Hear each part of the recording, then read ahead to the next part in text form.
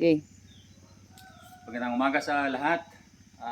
Dito na naman kami mag-apply ng fungicide para sa dahon. Last 3 days, grabe yung ulan dito sa amin. Takes 3 days na ulan. And yung portion doon sa mababa, inabot yun ng tubig. So expect namin na yung may pusaryon doon na ikalat, pero titingnan natin kung ano magagawa ng Orisa na in-apply natin last 2 weeks ago. So ito yung gamit namin sa ngayon kay Gorga. Ito yung 1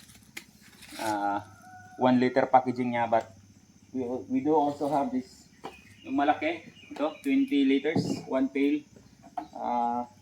Tinitimbo lang namin sa mas maliit na galon para mas comfortable kaming magtimpla. So ito ngayon yung gamit namin. We will use the maximum mixing kasi nga medyo di pa pabor yung panahon. Tinitingnan lang namin yung window na pwede kaming mag-spray. So sa ngayon until 10 AM, now is nasa mga 6 AM na. So until 10, you still have 4 hours na walang ulan. So i-grab natin yung opportunity na to na makaspray kasi mamayang hapon may ulan na naman. So ito yun guys, ang ginagamit namin. Up to 2.5 liters maximum yung ginagamit na mixing para mas maganda yung tama.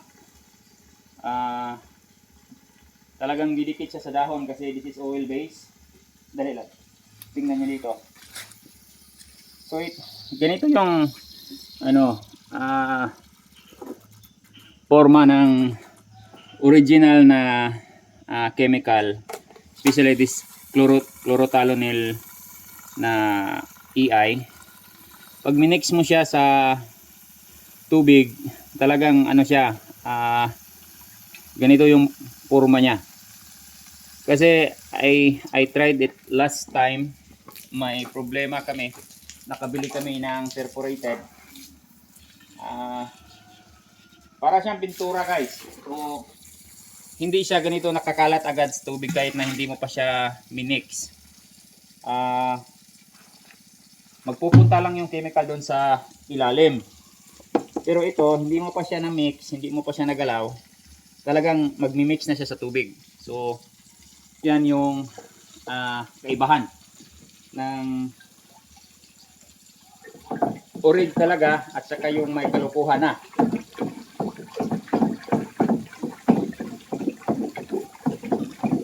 So we will mix also yung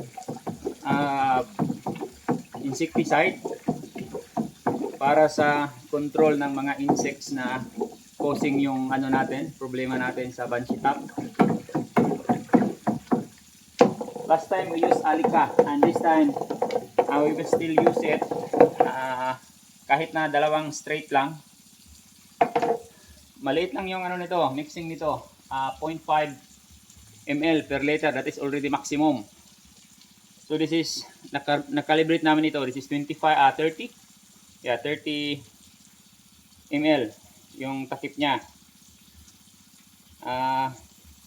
Ang pagkalibrate lang guys is yung tablespoon, hindi yung teaspoon yung tablespoon yung malaki. That is equivalent to 10 ml. So this is already 3 tablespoon. So 30, 60,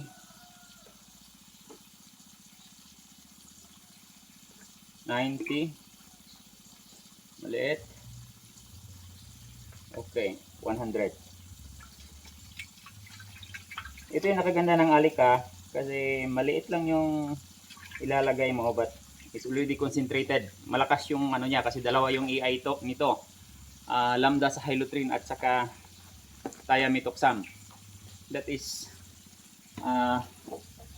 contact and systemic. So ito yung pag-mix na sinasabi kong homogeneous, isang stroke lang. Kung counterclockwise ka from the beginning up to the end, counterclockwise lang yung gagawin mo. Kung clockwise naman, kung yun ang pabor sa'yo, so be it, clockwise. But isang stroke lang para maganda yung mixing. And mix it up to, let's say, at least 10 minutes. Kasi yung sa malalaking kumpanya, at saka they're using mechanized mixing tank. Nasa 10 to 15. Yung 15 minutes is yung powder yung ginagamit nila, like mangkosib. Yun. So, kinakailangan nyo na i-mix thoroughly para maganda yung mix ng chemical at saka tubig.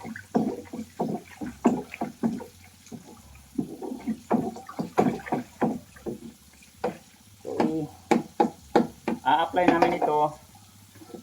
Maybe hindi namin maubos kasi isang drum, tapos linggo pa naman ngayon. We will stop 7 AM kasi magsisimba kami pa 8:30. Might be mamayang hapon namin ito. Patuloy namin ito mamayang hapon. Di, Icon Labs, mag-order ani. So, ito pala guys, may tayo ha. Shopee. 1 liter na K-Gorga. So, pwedeng yung kasi maraming nagtatanong, they're asking as to how much, and then pwede bang 1 litro lang. Kasi before, ito yung malaki ang mayroon tayo. So ngayon, mayroon na tayong 1 liter. Pila ba ang litro? 700 ang plus shipping, 70. 770. Mm. So, 700 yung litro.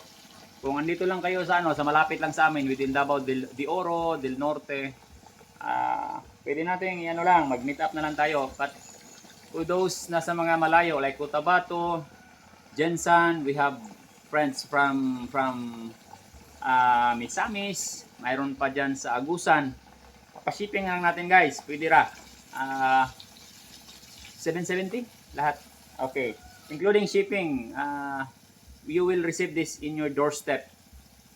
770.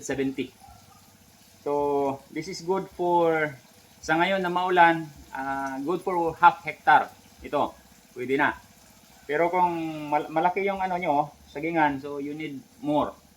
Kasi sa ngayon, kasi nga tag-ulan. I-promote ng dako o pila.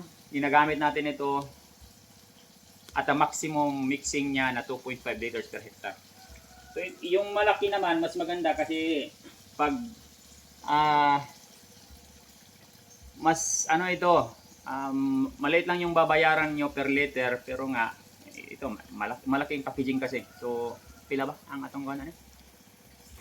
Bulak 13?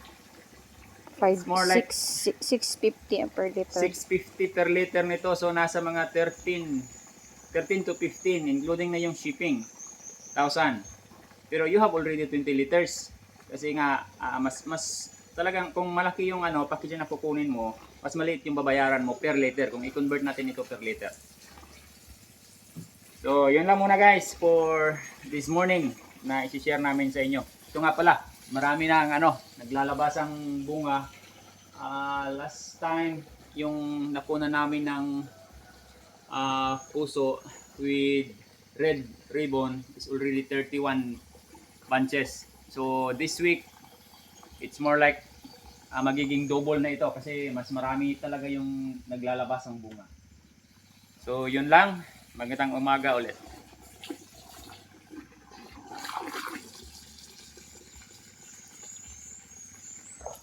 Sige, napak yun ito lang.